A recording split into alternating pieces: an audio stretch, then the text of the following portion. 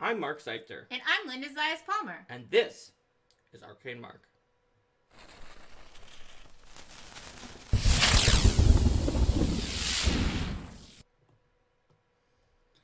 Welcome everyone to another exciting episode of Arcane Mark. This time we are talking about player tools, creativity, and expanded roles.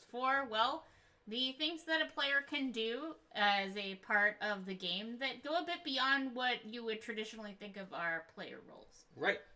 And when we say traditional player roles, this is from the perspective of Pathfinder, your Starfinder, but some of our viewers who may be more into other kinds of RPGs might think, well, some of these are traditional roles already for players in those RPGs. So, some of the suggestions we're gonna put in here are not gonna seem that revolutionary to you if you're playing in different games, but Starfinder and Pathfinder have a lot of sort of a prescribed role for players and GMs that are set in a certain way that's similar to Dungeons and Dragons and a lot of other sort of more, I guess, I don't know the exact term that you would use for those sort of style of RPGs, but they are sort of separated between the player and the GM in a way that is often contrasted with narrative games where the roles can blend a little bit more. Yeah. So, this is going to be an episode for players who are creative and who are looking to see basically, if you're a player and you want to think, how am I going to sort of expand my role? What else can I do? What could I suggest to my GM or my group? This is the episode for you. GMs could probably also take some pointers in here of things they could offer to players who are particularly creative, but this is coming at it from the player perspective. So I think that one of the big things to expand your role in the game as a player is making sure to communicate to the GM and others at the table what you're interested in. Yeah. So one of the classical ways that people do this is by writing a backstory and communicate or having information that they convey as a part of session 0 about, hey, my character has this family member who's over here and this kind of thing. You can just tell the GM, like, hey, I'm interested in this sort of thing, or I want to know more about this area. So you can do that as a part of character creation. You can also do that as a part of, as the game moves on, the kinds of questions that you ask and the kinds of places that you explore. I mean, there's a lot of advice out there that's about, like, oh, GM, how do you handle if the players go off the rails? Right. But, I worry sometimes that makes it presented as a bad thing, because really going off the rails is what leads to some of the most exciting and interesting gameplay. It really depends on what kind of game and story your group is trying to tell. So as a creative player, make sure your needs are known to everyone else, but it's also important to understand where the other players are coming from. That includes the GM. Yes. Because if what you want is very, very different than what they want, it's going to be hard for you to find a good expanded role that you can take at the table that's going to sort of coincide with the role that the rest of the group would like. For instance, like, if you wrote a 30-page backstory about the supremacy of elves, but no one really is interested in elves, in fact, there are no elves in the setting, it's gonna clash. And I think that there's also a big difference between, this adventure takes place in this city. Oh no, GM, we don't care about the city. We're leaving the city where everything takes place. And this adventure takes place in the city. Hey, as a subplot, you know what? I want to open my own bakery. Mm-hmm. So, you have these things that you do during downtime, in between adventures, things like that, where you indicate, like, hey, this is a way that I want to see my character grow and expand, and shaping the story in that way. Communicate your needs and desires without necessarily negating those of the other players. That's very important for this. So let's talk a little bit about what some of the shape of becoming more of taking more of an expanded role at the table. Because what I said here was not really an expanded role, but more of a getting to think about what kind of expanded roles. Starting to think about, like, what would you have, and then the baseline, and how can you begin to, if you're a player who feels like you don't have any control over the narrative, where can you begin to expand that out? Right. So the simplest kinds of expanded roles are ones that are sort of more of a bookkeeping role. Mm-hmm. That's something like being the player who draws the maps or take notes during the game about different plot points or keeps up a communal wiki for the group with handling the group's treasure and track XP, track XP, tracking what sorts of NPCs and subquests and other things like that are going around in the adventure. And then asking the GM if you realize like, oh, I don't have the notes on that. We don't really know what happened here, GM. What happened here? So we can add that to our notes. Coordinating with other players to handle logistical tasks outside of sessions, such as selling gear and distributing loot. And distributing treasure from that. Right, maybe possibly writing short session summaries of what happened in that session to help both players who didn't make it and players who forgot what happened in that session. Mm-hmm. And when you were talking about logistical tasks, there are some in-game, like selling loot, but you can also take an expanded role that is about logistics of the game session itself, of the metagame and not the in-game. So things like, where is the next session? When is the next session? Who can make it? You can be someone who musters and sort of shakes the beehive to see which players will be able to make it that week. Yeah, like for example, for our War for the Crown game, neither of us was the person who was responsible for asking everyone and mustering and that kind of stuff. We had one of our players was handling that. So yeah, bringing snacks, deciding where you're going to eat food, deciding where you're going to eat food, providing transportation for people. There's a lot of logistical matters that you don't have to assume that just because the GM is the one who's the GM is the GM that they're going to be handling all those even sorts keeping of details. track of the timing for the GM. Yes. Be like, we thought we were going to have a dinner break somewhere in this time period, and like letting them know it's now like the start of that. It's time like, period. hey GM, it's 5:00. Obviously, all of these are roles that you want to make sure that like people want you in that role. Some GMs might be like, "Stop telling me exactly whenever it hits at half an hour." I know. So it's now 5:01 p.m. Stop. So those kind of logistical roles for the group are ones that are even in the metagame and don't necessarily require a degree of creativity in game, so much as an organizational sense and organizational skill. But we didn't want to call this creativity and organizational skills and expanded roles because a lot of the ones we're going to be talking about are roles that specifically flex your creativity. Yeah. Well, and I think one other thing in there is also that we didn't specifically draw upon is also being someone to bring gaming supplies. Like, for example, if you're someone who brings a bunch of dice for the group, if you're someone who has a big collection of minis that you bring in, things like that. It doesn't necessarily have to be the GM who supplies all the physical props and objects needed to run the game smoothly either. All right. So, getting past logistics, which is, by the way, it's a super great thing you can do for your group, and people usually really, really appreciate it. But let's go on to ones that add a little bit more creativity to that. So, feedback is something that requires creativity. And I don't take this to mean, like, now you're going to tell the GM everything they did wrong. And right at 7:32, you got the rule wrong for wielding this particular type of weapon. The barbarian only had it in one hand, and you needed to be in both hands by the rules of wielding to use that great sword special ability. At 7:34, you mispronounced the name of this country in Galeria. Yes. Yeah, no, don't do that. By feedback, what I'm really talking about here, and you know what? The GM might want that kind of rules feedback, so figure out what they want, but it's generally like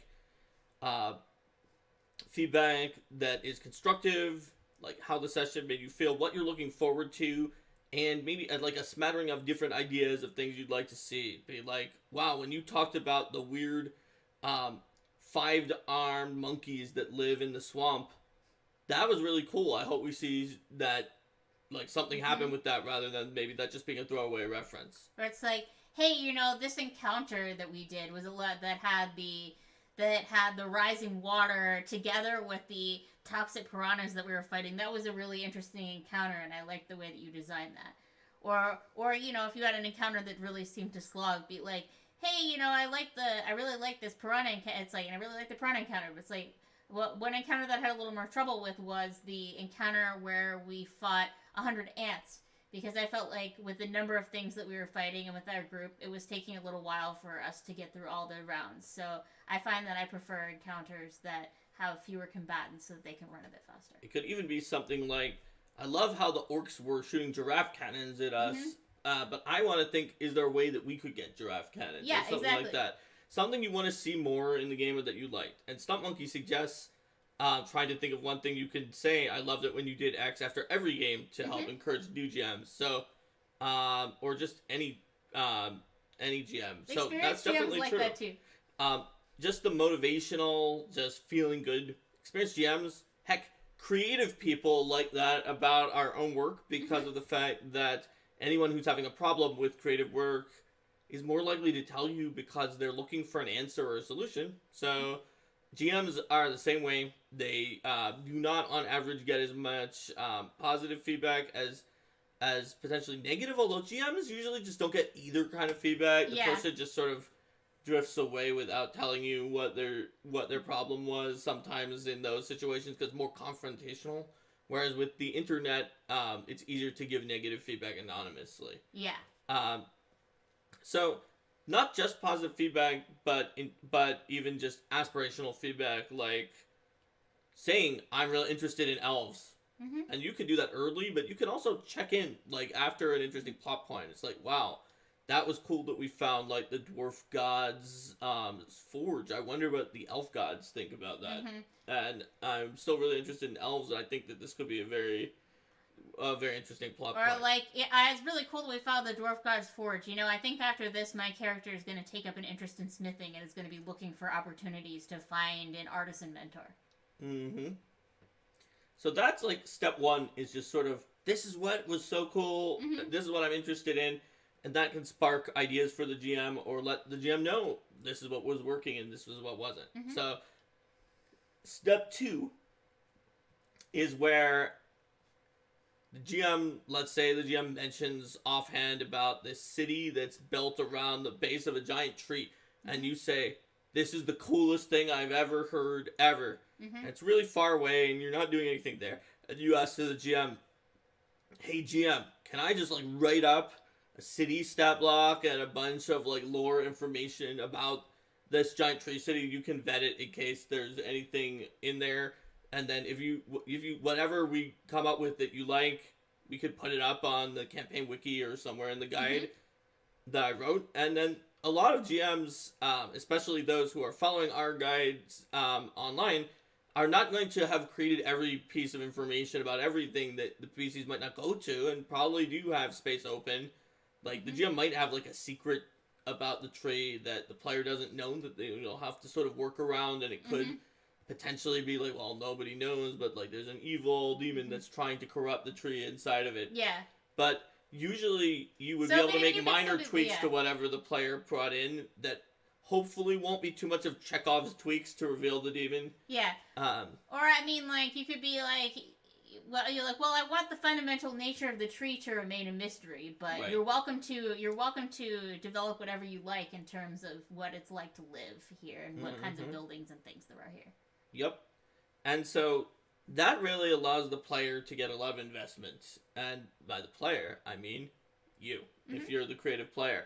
You could just feel like you own this part of the campaign world, and it's similar in some ways to people who, like me, could get a lot of investment in a shared setting by reading a lot of the lore and diving really deep into it, except in this case it's even more personal because you created that. And I think if you don't want to go all the way to the scope of a city or a settlement, one of the great things that you can build is an organization that's tied to your PC's backstory. So they can be like, oh yes, you know, this is an order of knights that's based in this country over here, and this is their particular ethos, and I used to belong to them, but I was a renegade member because I didn't follow their tenets, and now you've just created this order of knights that could be out there. Or just an NPC. It's like, this is my rival. This is my rival. Yeah, I mean, it can be on any scope, from an NPC to an organization to an entire city or things like that.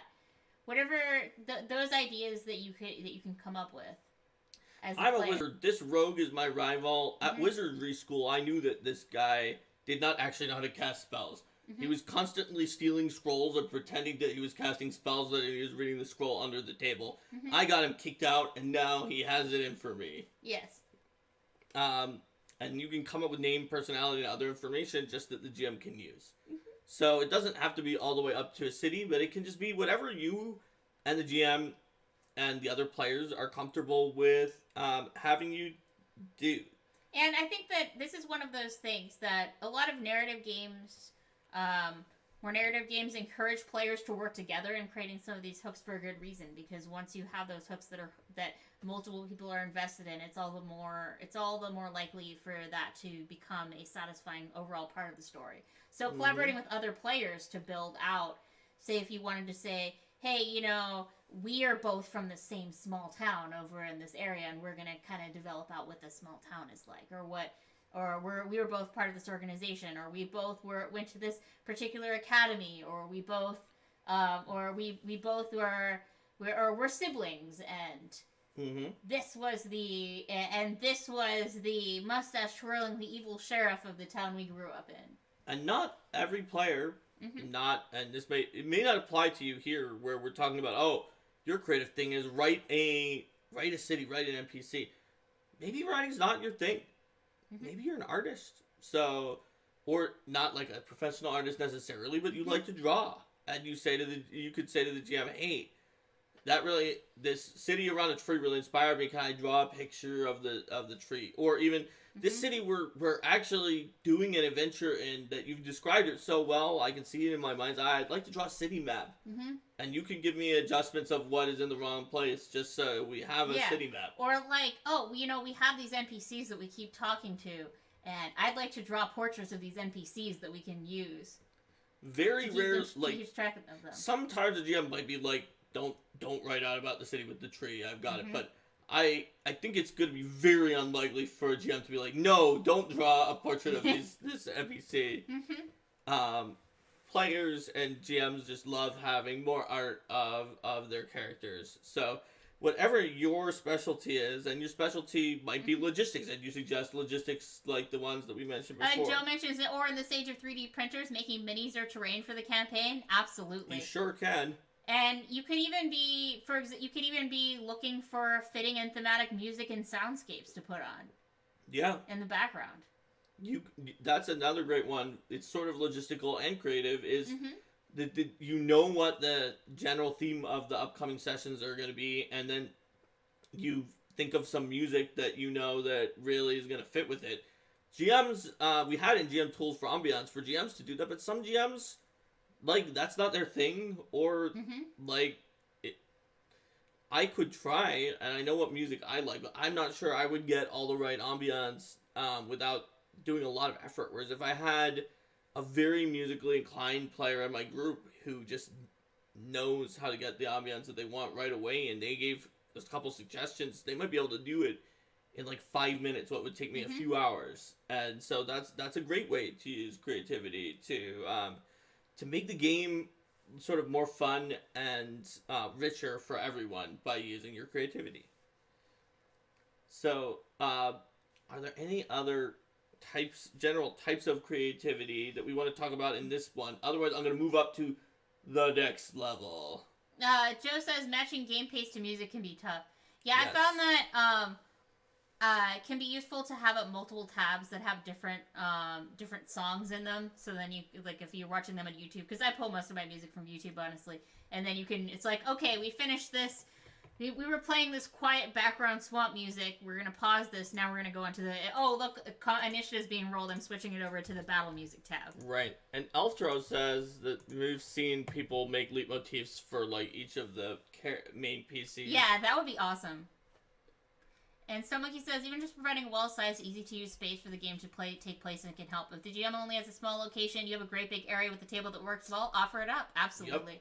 Yep. And honestly, figuring out the best ergonomic space for the game may sound like, oh yeah, I just offered a big table, but that can take creativity to figure out exactly how you're going to get it set up so that it's perfect for a gaming space. And Monkey's wife makes character trends for everyone's PC at their games as well, with pictures and a font that fits to make it really easy for them to remember them at the start. Yeah, that's really good. A great crafty thing that is another example of creativity towards building the experience. Because with that tent and the picture in the front of it, you can sort of feel like you're looking at the character in a way. Mm-hmm. I find that for me, that's one of the types of visual aids. I know we talked about how I can get pulled up by some visual aids, but the tents help. Yeah. Minis on the map don't, because they're top view and they make me feel like a god looking down, but a tent where I'm looking onto the character's portrait, that's great. Mm-hmm. And, alright. So, basically whatever your specialty is, there's something cool you could do. And if you like knitting, you could like maybe knit a little outfit or something with a pattern on it that like this is the outfit that this character would wear. Or like, this is a tiny plushie of my familiar. Yep. Or your familiar or something like that. Yeah, sure. really I would say if you have something that you've thought, hey, this is useful or cool when other players have it and it's a helpful tool, then being the one to generate that tool is... Yep. Like, if you like Twitch streaming, you could go online and stream stories about what happened in your campaign. Hypothetically. Yeah. I'm not sure that many people would watch it, but possibly more than watch ours. Mm-hmm. That'd be cool. Just basically whatever your other hobbies are, if it winds up creating something, chances are that you can intersect it with the game and do something really cool. So let's level up. The next level up from like helping build something. Actually, I did want to say one more thing. Like, yeah, absolutely. Well, I was also thinking about like cosplay is another really awesome thing to get into the character. Cosplay costumes and sort of some of the larger scale crafts, like if you make armor or you make sort of fantasy swords or you make whatever accessories you make can really... even if you're not like as amazing at cosplay as the top cosplayers, just bringing in a prop for everyone. It's like, here's an eye patch for the pirate with an eye patch. Bring in just a little minor prop that everybody can use as a costume could be a fun thing to do. There's all sorts of ways you can flex your creativity. Another example, some people really into languages. So you could be like, hey, you created the new Blarpthar ancestry, and I want to see if I could like come up with a Blarpthar language in broad generalities. Obviously, you're probably not going to write the entire language, but be like, figure out about the phonology of the Blarpthar language. So Blarpthar language uses these types of sounds and not these types of sounds, and their names kind of sound like this. Or another great one that like Lissa actually did while Crystal was trying to figure this out for Taldor for War for the Crown is recipes from the area. If you like cooking, so it's like, what would be a recipe for the area where we're playing in, and you can cook it for a session and be like, pie was so good. Well, we're in the turnip place for Fall Plaguestone. Here's all these turnip based dishes that that the only things we have. So like, you might not think of cooking initially was going to be one of the suggestions that I necessarily gave during this narrative collaboration episode, but there it is. Just basically whatever you like to do, there's probably a way you can use it to enrich the game. So now, are we ready to level up? Yes. Okay. You can level up now. You have my permission. The next level after that is just full-on rotating GMing in a guest GM spot, where you sort of, it works well if the campaign has a place for a side quest or something like that. You make sure that you ask the GM about any recurring characters or elements that you would maybe want to use and check in with them about that. And then other than that, throw it, GM, have the GM play a character of their creation or an NPC that the party knows in PC format, or even your character if you really want to If you really want to see what happens there, and that's what you prefer, and see the GM's take on your character, it just depends on what's going on with you and the GM. And speaking of other characters that are there, even if you're not fully saying I'm going to GM for this session, taking over the role of some of the GMPC companion NPCs for the GM can be super helpful when it's we've got this other NPC who's tagging along, who's on the PC side. Here, can somebody run this character so that I'm focused on this side? Yes. That's sort of in between this level and the one before, where you might just be there to co-GM because the GM knows it's going to get split between two groups and just send you off with one of the groups and let you know everything you need to know about that situation, or play certain of the NPCs because your character is doing something else. The classic example in organized play of it's a 3-player table and there's a Kyra at the table. Can somebody play the Kyra pre-gen while the GM runs the game? Right.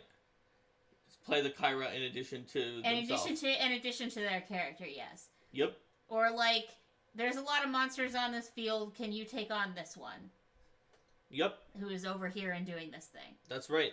And that's one for if your creativity is combat and tactics, then controlling some of the monsters might be a way to do that. Tim Ingula says that they got their start as a co-GM to an experienced GM, making the maps and the pawns, the sounding board, and it was a great experience. Yeah, that. Yes, Kyra bot number 716. So many Kyras. So many Kyra. They're from the Order of the Kyra, not necessarily a bot.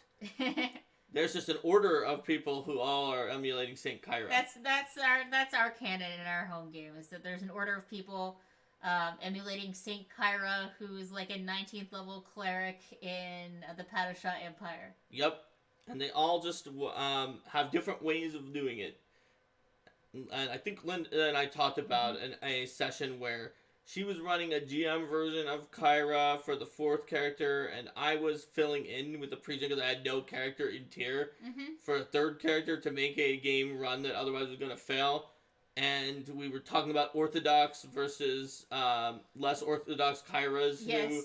My Kyra was super orthodox and refused to prepare different spells during the day, even though one of them was a cure spell that she could just spontaneously switch to in PF1.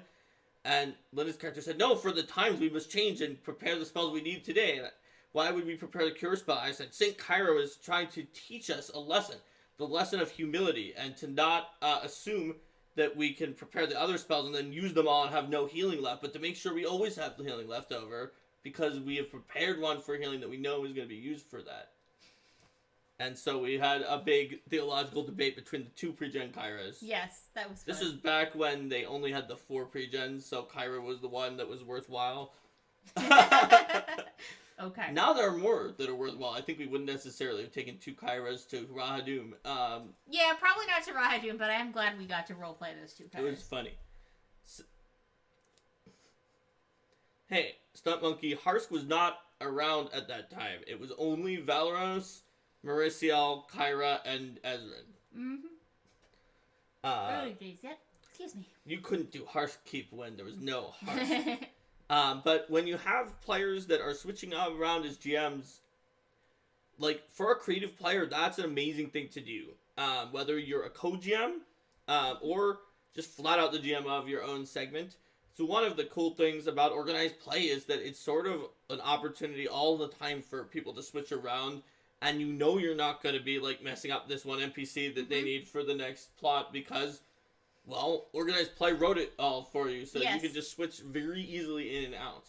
And it really allows, I think, that, like, the group to get a sense for different GM styles, for GMs and players to learn about each other from rotating perspectives, and for people to flex their creativity and even sort of spread the creativity amongst the community by virtue of, like, you do one creative thing and other people in your region of organized play see it and then they start doing it and you start seeing it from someone who you never had played with before, who had learned it from someone who learned it from someone who learned it from you. Stunt Monkey says Biter is the real pre-gen. Biter and Jinfu, Jinfu is the real pre-gen, not Hayato.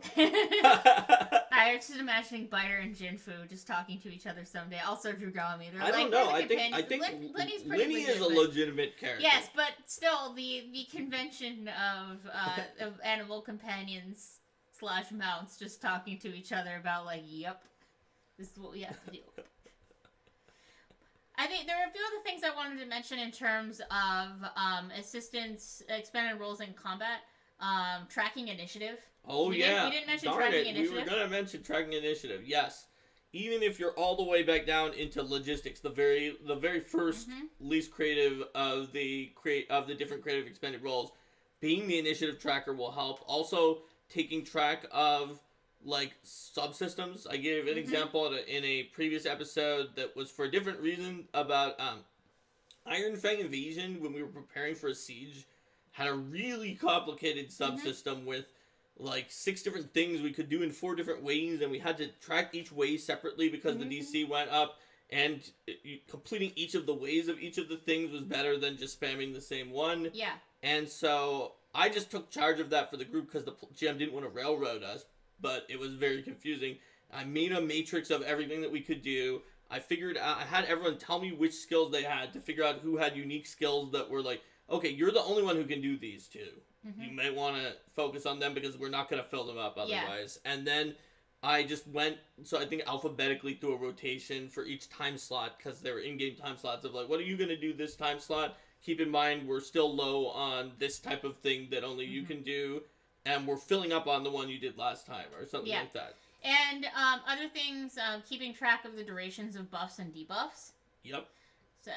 So which round it is and how those things are going. And now I'm mentioned this with a slight caveat because there's certainly a wrong way to do this. But also looking up rules when there are rules questions. I mean, you don't want to be the player who's like constantly looking up the rules and being like, well, actually, GM, you did this incorrectly and allow me to correct you. But you could be the group's archivist who, like, whenever there's a rules thing from anybody, the GM just points to you, like, and they know it. Like, if your creativity is that you're really good at rules, they're like, okay, you're the rules person. Go find the rule. Don't tell me now, but when we get to a break, I want to hear what you found. Yeah, it's like, okay, go look up the thing, or if the GM knows exactly where it is and just needs someone to turn to the page or whatever, it's like, oh, can you bring up for me the pages about the acrobatic skill? I need to take a look at this. Steven Glicker says, for me, that is Mark. Yes, well, for me, that's Mark, too. I'll usually be like, Mark, what's the rule? For me, that's also Mark.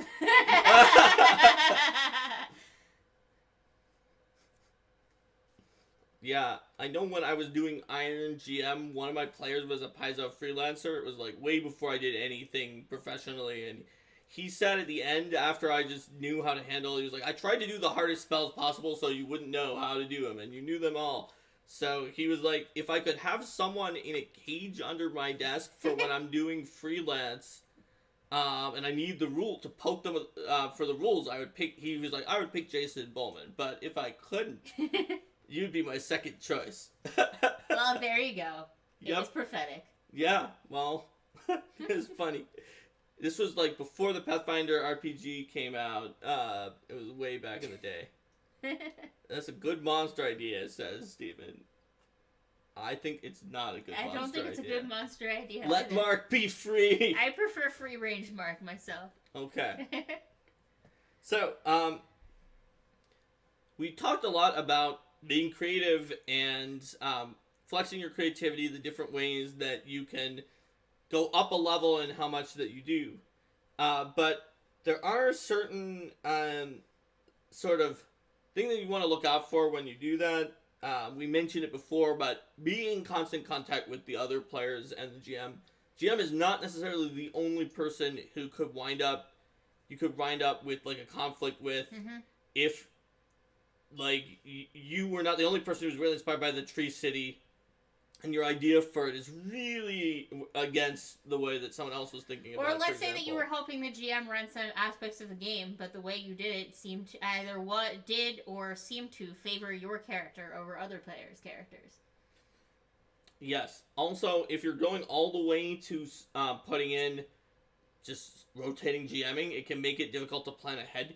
So you need to make sure to account for that in terms of like learning improvisational skills between all of the GMs, having some very generic encounters you can throw in, or maybe relying less on custom monsters and NPCs and more on sort of stock characters. that are gonna fit in even after something that the next rotation GM Yeah, did. and another thing with the rotation aspect is if you find that you have an adventure that takes much longer or shorter, let's say that you had something you planned for one session, but it's going to take a session and a half, and that transition is trickier if you're switching your GMs around. Stump Monkey says you're my second cage dev under the desk choice mark. Not at all creepy. I was not a dev. I was just some guy who was at Gen Con running a thing. Didn't he also bite a head off of Minnie? He did, because he wanted to play the severed head of Mimir Yes. as his character. When I tried to get people to play like Norse heroes who had died in battle, but I got to say 3 words, and with my 3 words they thought it was undead Norse heroes who had died in battle. So there were various types of undead. Whoops. It was great. So what about other ways that that you can create frameworks for players to be creative in play? So we talked about like the expanded role from logistics all the way up to taking over GMing, but even in a system like Pathfinder that doesn't have narrative elements, as a group, if a lot of players want to contribute in that way, you can add in a narrative element to the game. Like the Game Mastery Guide, for instance, suggests you can use story points where each player has story points where they can interject and add in a different story element as a currency, like during the game. It's like, wait a minute, this thing. And that is something you can do to sort of add it into the framework of the game that the players are going to come up with ideas throughout. For me, personally, unless the game is extremely narrative in a game like Pathfinder, I have more trouble using that than I do with any of the other tools that we talked about up till this point, because when you gamify it and give people points, or like the plot twist cards, that where the plot twist card is like, play this, and any one person just they messed up and they left a clue that leads you directly to them, was one that I had in a game that I was playing at the office, and we were in a mystery and we needed to figure out who it was. So I said, I guess I play the one that they messed up, and there's a clue that led us right to them, and that couldn't happen because it was somewhere in Giant Slayer where we were supposed to do a whole lot before we actually got to that person. But I would say that if you're, whatever mechanism you're using, and like plot twist cards can be a lot of fun, whatever mechanism you're using, if you're playing with a more, somewhat of a more structured game like Pathfinder, having some latitude to just say like, I can't have so the GM being like, the story isn't really going to survive the full impact of this card. Yep. So we can either do a reduced impact of this card, or maybe you can save this card for another. And that's what the GM did. Yeah. Every time I tried to play a plot twist card, but oops. But that's because I only played them when the exact thing that was in the card seemed like it would be super useful right then, that it would really do something really major for us. Yeah. And otherwise I just held on to the plot twist cards. So whereas in a narrative-based game where you don't have as much of that kind of a structure, I think it's easier for everyone to just do that kind of thing. Well, in the game I played with plot twist cards, was the one that Jacobs was running, you would, at the end of every session, you would gain a card and you would lose a card. So if you weren't spending 1 card per session, you would be wasting them. In the one I played, you got one and spend it or lose it. But you could also use it for a weird kind of superpowered reroll, like a hero point, which I always did at the end of the session if I hadn't used it. Yep. So it really depends upon your players how well various tools those kind of tools are very group dependent and very game dependent. The ones that were it's explicitly like do a thing, because once you've put it into the game, players are going to game it because they're players and they're playing a game. Yeah. Whereas all of the other elements that we talked about are not really gameable because of the fact that they're just doing something creative during the game. Okay. So this topic, I could also, I guess, one other thing that you could potentially do is, with working with your GM is inventing new rules. Like if they're not, or helping the GM with modifying rules or inventing new rules to fit with the concept that you're going for, if such rules don't already exist. Right. That's true. That's one if thing you're we very mentioned, creative with rules. Yeah, so like if your creativity with rules, you're like, hey, I'd like to have some kind of thing that acts I'd like to have some kind of rule that is themed around being a part of this particular organization. Yeah, or just, yeah, I want to have an archetype And where my character ate a dragon and the dragon is growing inside of me. hmm I've written it. You could check it out. yeah. Or something like that. So yeah, you can totally bring new rules to the fore. This can be other things you've written or things that you've discovered from, say, like you have say your favorite third-party publisher. You find this cool rule and you're like, hey, I found these rules and I'd like to use them in this game for my Rules character. Finder. Rules Finder, exactly. Yes. Yep. Yeah, it doesn't have to be something you made yourself, Mhm. but just anything that you can bring in. It's just as creative to come up with a new rule as it is to come up with a new city or draw a picture. All of these are different ways or that like, you can. let's say that you like heard about some adventure that you think would be a cool plugin for the story that you're doing. Mhm. So like, you know, when I was running Skull and Shackles, Mark found some additional like Razor Coast plugins and things like that. I already knew about the Legendary Games plugins at the time. It's like, hey, you know, here's some more nautical themed stuff we could use. Mm-hmm. So bringing that kind of stuff to the GM's attention. Yep, being on the lookout for all kinds of inspirational content and additional rules is yet another way to use creativity to expand the role of a player. Because everything we've talked about today is going beyond the narrowly defined like player. You come in, you play your character, then you leave, and you leave. Mm-hmm. And you'd be surprised how even the one we call the lowest level of just give feedback can actually give you a lot of narrative control over what's happening in the game because you're actually giving feedback and that can guide the GM. If there are 6 players at the table and it's hard for the GM to know what the other 5 like, and one of them is saying what they like, then, well, first of all, you're going to get the things that you want in the game more often, and second of all, the GM is going to be encouraged to solicit feedback from other players, and then develop the game more in a direction that everybody's looking for. Mm-hmm. Absolutely. Mm-hmm. All right. Well, this was sort of, I think, we always knew this was going to be a little bit of a shorter topic. Yeah. Also, we didn't squirrel at all. Yeah, we didn't. We really talked about... I guess we squirreled a little with the Kairos, but not too bad. That was only a mini squirrel. That was a mini squirrel. Nobody even put in a squirrel into the chat. That's true. It doesn't count as a squirrel unless someone squirrels us while we're doing it. That's true. So, at any rate, I think we're getting pretty close to done. So, any other questions for us? Yeah, we can actually take a few questions if anybody had ideas or questions about creativity. And Joe says quality is nice. So does that mean like we have a high quality sound or no squirrels? No squirrels.